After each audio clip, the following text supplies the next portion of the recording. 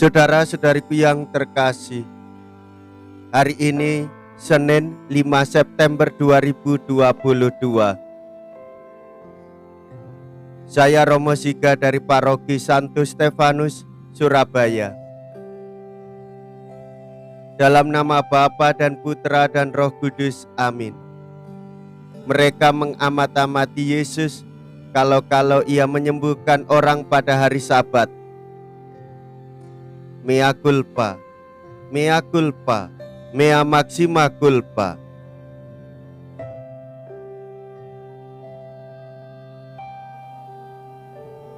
Marilah kita berdoa. Allah Bapa sumber kedamaian, berkenanlah menunjukkan jalan, tuntunlah kami dengan tangan-Mu, berikanlah sabda-Mu sebagai pedoman, sebab kami berniat mencari kedamaian-Mu.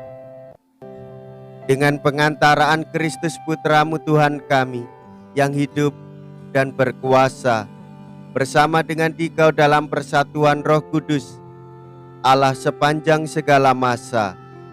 Amin.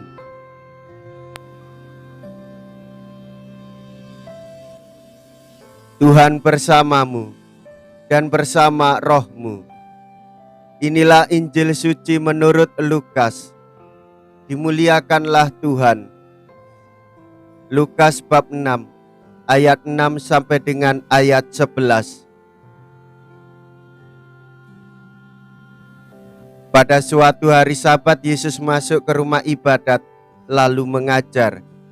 Di situ ada seorang yang mati tangan kanannya. Ahli-ahli Taurat dan orang-orang Farisi mengamat-amati Yesus kalau ia menyembuhkan orang pada hari Sabat, agar mereka mendapat alasan untuk menyalahkan Dia. Tetapi Yesus mengetahui pikiran mereka. Ia berkata kepada orang yang mati tangan kanannya, "Bangunlah dan berdirilah di tengah." Maka bangunlah orang itu dan berdiri di tengah. Lalu Yesus berkata kepada mereka, "Aku bertanya kepada kalian, manakah yang diperbolehkan pada hari Sabat, berbuat baik atau berbuat jahat? Menyelamatkan orang atau membinasakannya?" Sesudah itu ia memandang keliling kepada mereka semua, lalu berkata kepada orang sakit itu, "Ulurkanlah tanganmu." Orang itu mengulurkan tangannya dan sembuhlah ia. Maka meluaplah amarah ahli-ahli Taurat dan orang Farisi.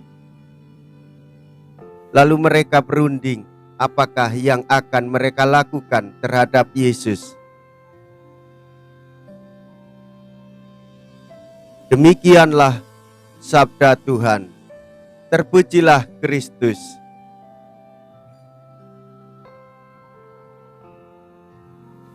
Saudara-saudariku yang terkasih, Yesus menunjukkan belas kasih-Nya untuk menolong orang yang sakit tangan kanannya.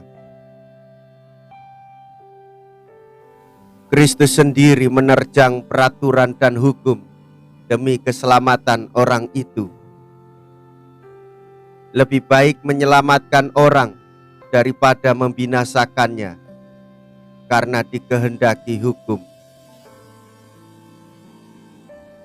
Demikian pula kita sebagai murid-murid Kristus, hendaklah kita memiliki keberanian menolong orang lain, membantu orang lain, meskipun toh bisa jadi kita tidak menyukai tindakan itu.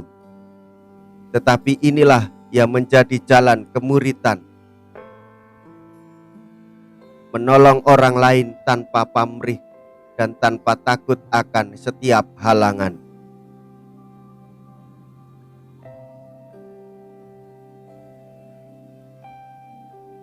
Marilah kita berdoa. Allah Bapa kami, sumber kebijaksanaan, kami mengucap syukur atas kekuatan dan kebijaksanaan yang telah Kau anugerahkan kepada kami melalui Yesus Putra-Mu terkasih. Semoga semangatnya selalu mendorong dan menuntun kami dalam perjalanan hidup kami, sebab Dialah Tuhan dan pengantara kami. Amin. Tuhan beserta kita, sekarang dan selama-lamanya. Semoga Allah yang Maha Kuasa memberkati saudara sekalian, Bapa dan Putra dan Roh Kudus. Amin. Saudara-saudariku yang terkasih, pergilah, ibadat sabda sudah selesai. Syukur kepada Allah.